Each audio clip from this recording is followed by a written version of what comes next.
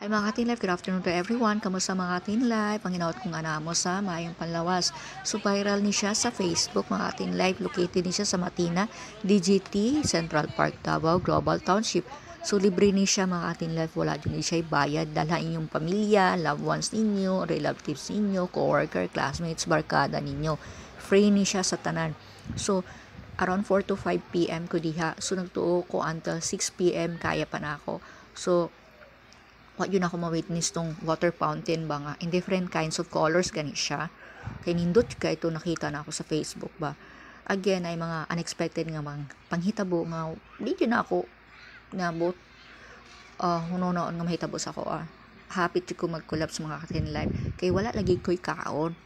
So again, moving forward, so kung namoy libreng time no pamasahe, bisitahan ninyo ang Maong Park.